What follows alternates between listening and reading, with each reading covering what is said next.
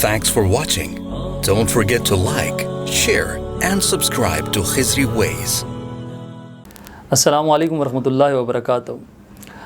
میں آپ لوگوں کا میزبان شجاعت علی شاہ آپ لوگوں کی خدمت میں ایک نئے سوال کے ساتھ حاضر ہوں اپنے ساتھی بھائی مفتی صاحب کے ہمراہ. اور سوال سننے میں آکورڈ لگے گا مگر آکورڈ نہیں ہے، کیونکہ ہمیں اویئرنیس چاہیے. دینی تعلیم کے حوالے سے ہمیں اویئرنیس ہونی چاہیے، کیونکہ ہم جیسے دنیاوی تعلیم میں انٹرسٹ لے کر اس کی تہہ تک پہنچتے ہیں تو ہمیں ان چیزوں کا خاص خیال رکھنا چاہیے. ٹھیک ہے، تو سوال چلتے ہیں مفتی صاحب سے پوچھتے ہیں. السلام علیکم ورحمۃ اللہ وبرکاتہ. وعلیکم السلام ورحمۃ اللہ وبرکاتہ. مفتی صاحب، جیسے میں نے ابھی کہا نا کہ ہمیں دینی تعلیم میں دلچسپی لیتے ہوئے ہر ایک باریک چیز میں اس میں شرم کو مطلب اپنے سائڈ پہ رکھتے ہوئے آداب کے الفاظوں میں سوال لازمی پوچھنا چاہیے کہ ہمیں اس کے علم ہو، کیوں جانے انجانے میں ہم اس سے گناہ کے اس میں زورے میں نہ آئے.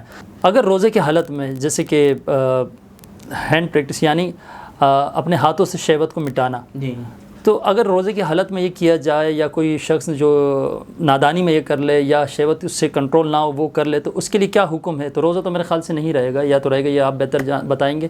تو اس کے لیے کیا احکامات ہیں؟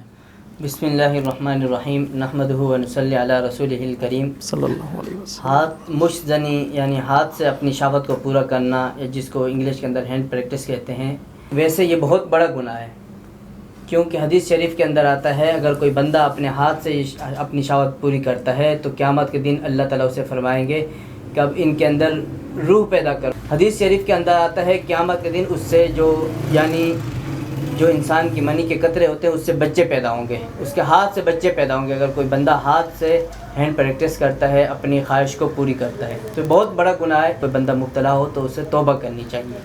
ویسے اصل مسئلہ یہ ہے کہ اگر روزے کی حالت کے اندر کسی نے ہینڈ پریکٹس کر لی، ہاتھ سے اپنی خواہش پوری کر لی، چاہے مرد ہو یا عورت، تو اس کا روزہ ٹوٹ جائے گا. لیکن اس حالت کے اندر صرف روزے کی قضا لازم آئے گی، کفارہ لازم نہیں ہے گا. یعنی اس کی قضا کرنی پڑے گی، دوبارہ اس کے روزے کو رکھنا پڑے گا، روزہ اس کا ٹوٹ جائے گا، کفارہ واجب نہیں ہوگا اس. ٹھیک ہے، مطلب یہ جیسے کہ وہ صاحب کا سوال تھا ہسبینڈ اینڈ وائف کا، تو اس والے اس میں یہ نہیں آئے گا. جی، تو اس میں صرف کفارہ ادا کرنا پڑے گا. مطلب جس روزے میں جس سے یہ اس میں صرف قضا کرنی ہوگی، کفارہ نہیں ہے. کفارہ نہیں ہے. چلیں ٹھیک ہے مفتی صاحب، جزاکم اللہ خیر. اور مفتی صاحب نے حدیث کے ساتھ یہ بتایا جو شخص بھی اور جو بھی اس میں مبتلا ہے اللہ سمیت ہم سب کو محفوظ رکھیں. اور مفتی صاحب نے جیسے بتایا یہ بڑے گناہ میں آتا ہے تو اللہ توبہ کی توفیق عطا فرمائے.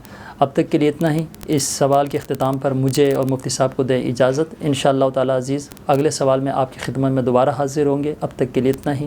السلام علیکم ورحمۃ اللہ وبرکاتہ. Thanks for watching. Don't forget to like, share and subscribe to Khizri Ways.